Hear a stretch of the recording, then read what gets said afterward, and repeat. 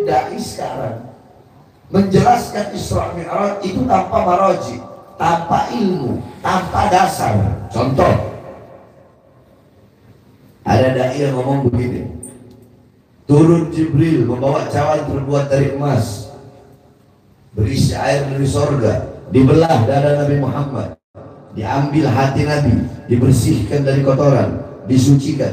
Saya tanya, jawab yang keras, pernah atau tidak dengar penceramah begitu? Kurang keras, pernah atau tidak? Pernah atau tidak? Kalau ada ustaz, kiai, habib, dai, penceramah ngomong seperti itu ulama goblok. Saudara-saudara, dalam kitab Asy-Syifa Al-Imam Qatibiyah dijelaskan, darah Nabi suci, air kencing Nabi suci, kotoran Nabi suci, nanah Nabi suci, apalagi hati Nabi Muhammad. Jadi para dai ini kalau mau menjelaskan, berikan penjelasan yang sesuai dengan kadar mustami untuk menerima ilmu tersebut. Contoh, saya bilang begini, hati Nabi dibersihkan. Orang awam akan berpikir begini, dibersihkan. Berarti sebelum dibersihkan apa? Apa? Orang awam kan berpikirnya begitu. Terus kenapa dibersihkan hati Nabi? Itu tajdid, diperbaharui. Hati Nabi udah bersih, lebih dibersihkan lagi. Hati Nabi udah suci, lebih disucikan lagi. Paham? Terus apa yang dikeluarkan dari hati Nabi Muhammad?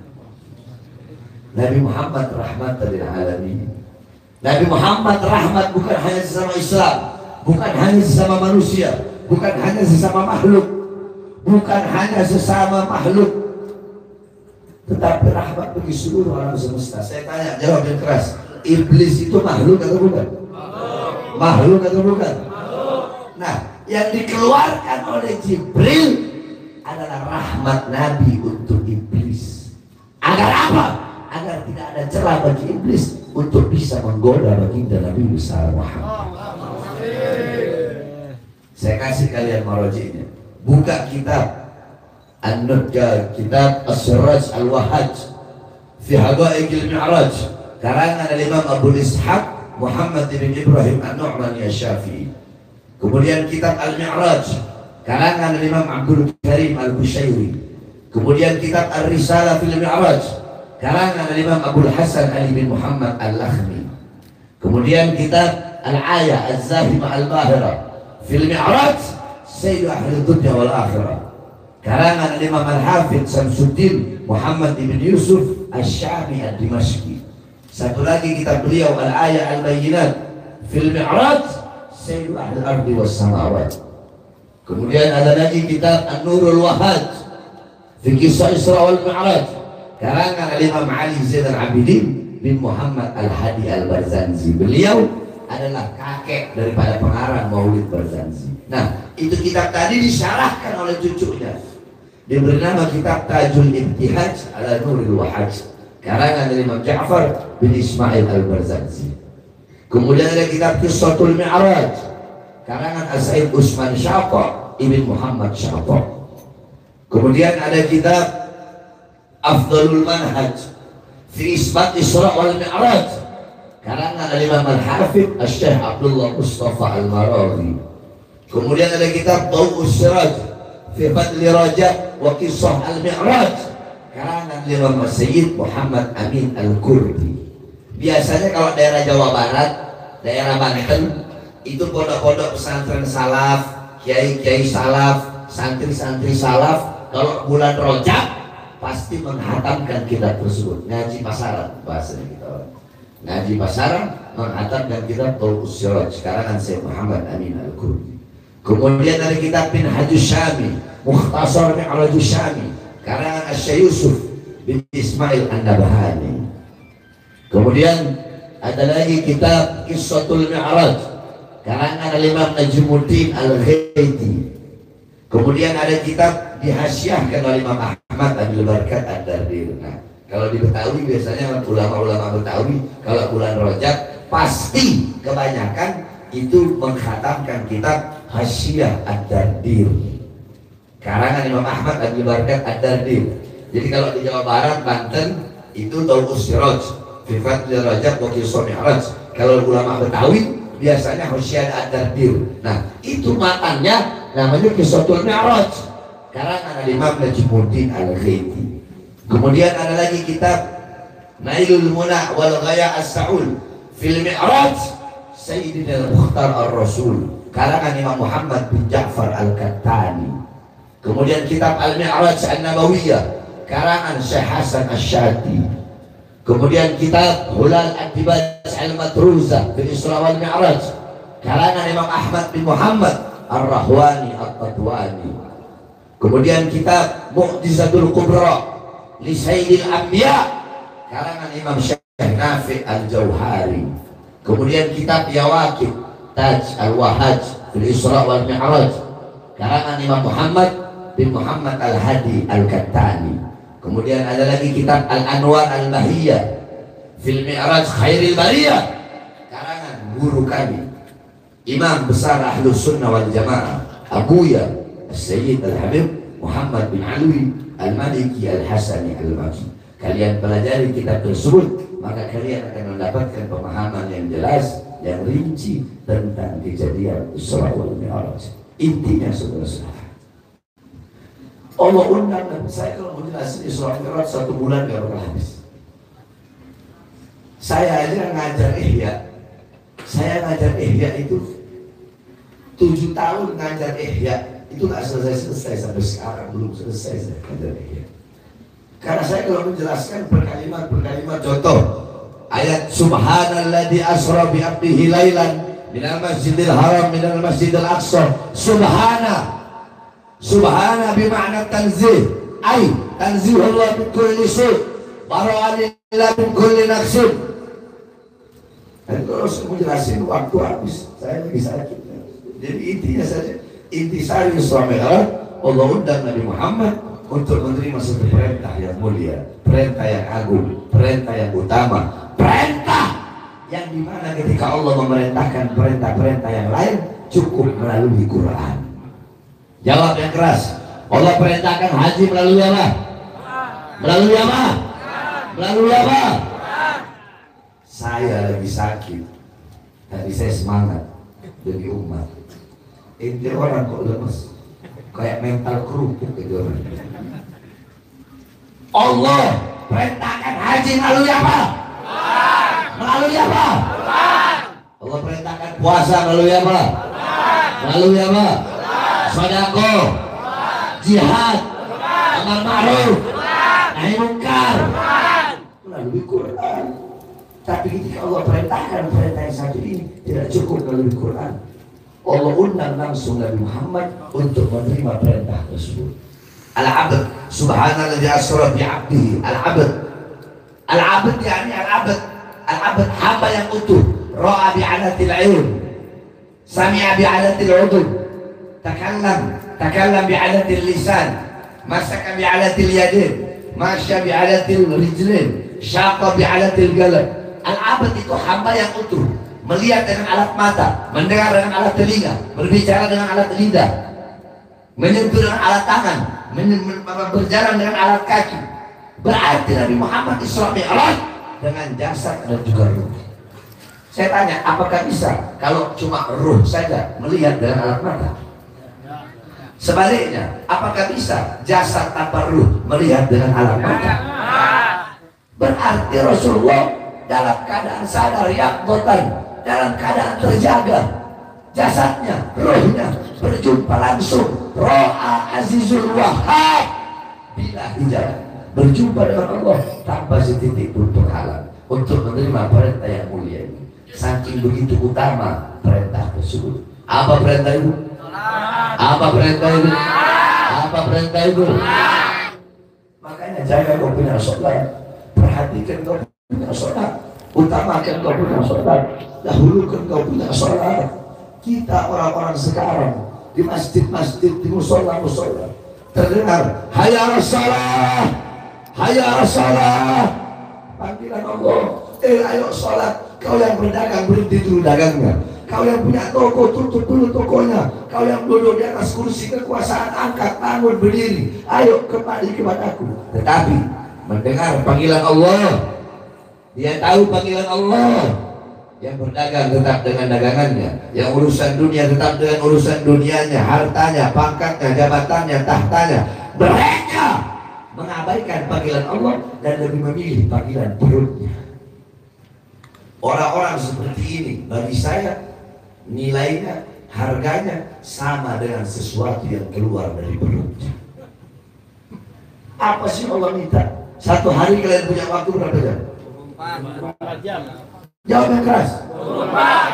24. Ambillah 4 jam untuk sholat lima waktu sama wirid-wiridnya. Atau isi 2 hari yang juga wiridan. Ambil 4 jam. Masih ada 20 jam untuk urusan perut, untuk urusan kursi, untuk urusan dagang. Kenapa kok nggak bisa ngeluarin waktu satu hari hanya 4 jam untuk Allah yang kasih kau makan, yang kasih kau kehidupan, yang kasih kau rezeki? Keterlaluan kita ini, saudara-saudara. Jatuh as-salatu rasul ibadah. Salat itu kepalanya ibadah. Amal ibadah yang lain itu ekor. Saya tanya, kepala ikut ekor atau ekor ikut kepala?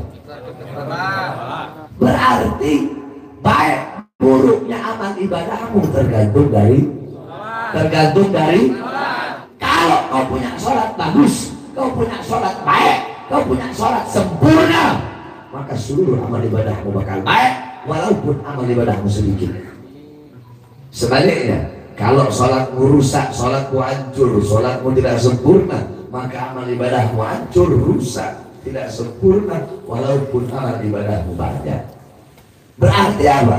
Sama-sama ikuti saya. Sholat, ikuti saya keras. Sholat adalah tolak ukur yang menentukan baik atau buruknya amal ibadah.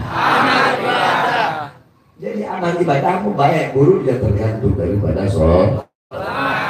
Beb, anak nggak bisa sholat di masjid, nggak bisa sholat di masjid, sholat di rumah. Beb, nggak bisa sholat jamaah, sholat sendiri.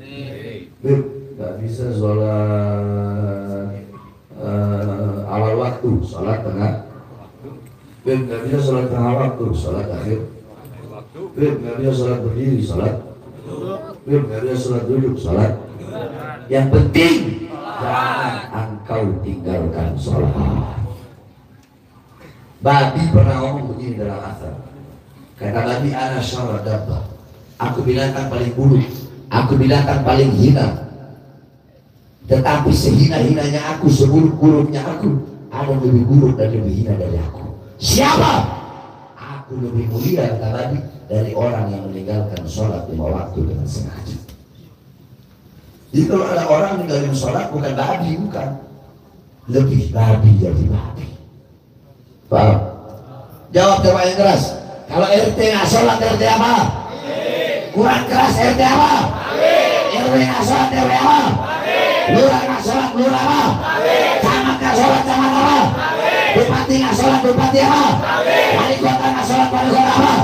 Gubernur nggak sholat, gubernur apa? Menteri nggak sholat, menteri apa? Presiden nggak sholat, presiden apa? Polisi nggak sholat, polisi apa? Tentara nggak sholat, tentara apa? Ustadz nggak sholat, ustadz apa? Kiai nggak sholat, kiai apa? Habib nggak sholat, habib apa? Orang tua nggak sholat, orang tua apa? Anak nggak sholat, anak apa? Suami nggak sholat, suami apa? Anak nggak sholat, istri nggak sholat, istri apa? Bukan babi, lebih babi dari babi. Jaga dong sholat, sholat yang menentukan bahagia atau susahnya dunia akhirat.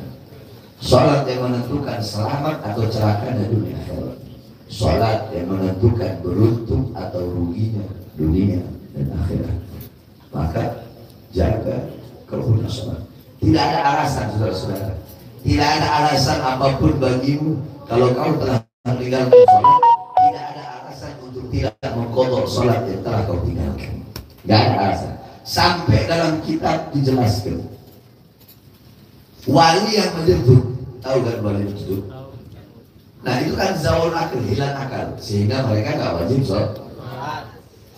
Dikatakan oleh para ulama, apabila akal mereka kembali, yakni mereka udah nggak fana lagi, wajib mereka mengkodok sholatnya. Itu wali, apalagi kita. Habib Ahmad As-Segaf, tahu Habib Ahmad As-Segaf? Habib Abdul Ghadir Jeddah, tahu? Wali Kutub.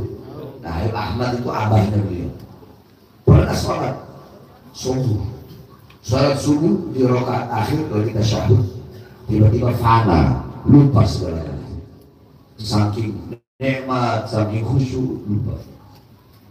Sejam, 2 jam, 3 jam, sehari, 2 hari, sampai 40 hari.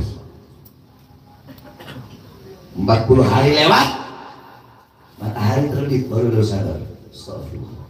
Assalamualaikum warahmatullahi wabarakatuh. Assalamualaikum warahmatullahi wabarakatuh. Beliau bilang sama anaknya, ya Abdul Ghadir, apakah telah masuk waktu duha? Jadi beliau kira kelewatannya cuma beberapa saat. Kata anaknya, abah, bukan hanya waktu duha aja, abah, tapi udah 40 hari. Astagfirullah. Beliau kodok sholat yang tertinggal 40 hari tersebut. Padahal tertinggalnya saking khusyuk dan nikmat berhadapan berjumpaan dengan Allah Subhanahu wa Ta'ala. Bagaimana dengan kita yang meninggalkan sholat karena urusan dunia kita? Dan terakhir, sebentar lagi kita akan berada di bulan Ramadan. Ramadan, syahrul siyam, syahrul qiyam, syahrul istiqamah, syahrul ibadah. Bulan yang penuh dengan kemuliaan, bulan yang penuh dengan keutamaan, bulan yang awaluhu rahmah, wa awsatuhu maghfirah, wa akhiruhu idkhan minan nahir. Bulan yang dimana 10 hari pertama rahmat, 10 hari kedua pengampunan, 10 hari ketiga itu adalah Allah bebaskan dari Allah bebaskan hamba-hambanya dari api neraka. Jadi Ramadan itu kalau nggak 29, 30. Nggak ada Ramadan 28, nggak ada Ramadan 31, itu nggak ada. Nggak benar itu. Belajar falaknya goblok. Kata Rasulullah, "Idzalam ra'aitumul hilal faqad min salatin." Kebanyakan kan 29. Kalau kalian nggak melihat hilal, sempurnakan 30. Paham? Jadi Ramadan kalau nggak 29 hari, 30 hari. Nah, maka pergunakan waktu Ramadan tersebut. Makanya ada tawakufan. Ini kan ada tawakuf. Kenapa kok majelis taklim itu kalau Ramadan itu adatnya tawakuf agar kita fokus dalam bulan Ramadan itu di waktu ibadah. Hatamkan Quran, perbanyak waktu dengan Allah, perbanyak sedekah, lawan hawa nafsu syahwatmu. Jangan cuma kau hanya dapat lapar dan haus saja. Puasa ya, puasa, tapi kedua matanya memandang perkara yang haram. Puasa, tapi lidahnya menghina, mencaci, memaki. Jangan samain ya. Kalau saya nggak menghina, kalau saya ngomong pejabat, biadab, pejabat bangsat, karena benar bangsatnya, karena benar biadabnya. Menghibah ibu-ibu. Ramadan ibu-ibu bangun tidur udah fitnah sana, riba sini. Puasa. Tapi yang berdagang tetap melebihkan dagangannya, tetap berbuat curang, sehingga yang didapatkan hanya lapar dan tidak mendapatkan nilai apa-apa di sisi Allah Subhanahu wa Ta'ala. Ramadan adalah bulan bagi kita untuk riyadhah, latihan apa? Melawan hawa nafsu. Raja'a Rasul sallallahu alaihi wasallam al-ashab. Rasulullah sallallahu alaihi wasallam beliau pulang dari perang Badar. Perang Badar. Kata Rasulullah raja'na perang Uhud. Raja'na min jihadil asghar ila jihadil akbar. Kita pulang dari perang yang kecil menuju perang yang besar. Rasulullah, bagaimana mungkin ini perang yang kecil? Ini perang yang besar. Ada perang yang lebih besar. Apa itu? Perang melawan hawa nafsu. Musuh terbesar hawa nafsu. Kedua, iblis. Ketiga, kafir harbi. Keempat, baru orang munafik. Nah, hawa nafsu bisa dilawan hanya dengan menahan diri dari rasa lapar. Cuma orang sekarang enggak, kenyang bego, lapar bego. Kenyang goblok, lapar goblok. Itu orang sekarang. Jadi manfaatkan bulan Ramadan. Belum tentu kita nyampe bulan Ramadan tahun depan. Ya, khatamkan Quran. Allah menyembunyikan Lailatul Qadar di 10 terakhir malam-malam ganjil. Kenapa? Agar kita menghabiskan seluruh hari di bulan Ramadan itu untuk beribadah agar mendapatkan Lailatul Qadar. Sengaja Allah kasih tahu. Kalau Allah kasih tahu ya udahlah. Andaikan Allah kasih tahu malam 23 pas dia hawi condet. Andaikan Allah kasih tahu Ramadan itu jatuh Lailatul Qadar dia malam 23, ya udah dari malam pertama saya malam 22 kalau saya nggak ada, ntar aja pas malam 23 baru dapat Lailatul Qadar. Enak dong kalau begitu. Makanya kenapa hikmah Allah sembunyikan Lailatul Qadar dalam bulan Ramadan agar kita menghabiskan, memanfaatkan waktu bulan Ramadan untuk beribadah, taat, patuh, tunduk kepada Allah. Allahumma balighna, Allahumma bariklana fi Rajab wa Sya'ban wa balighna Ramadan.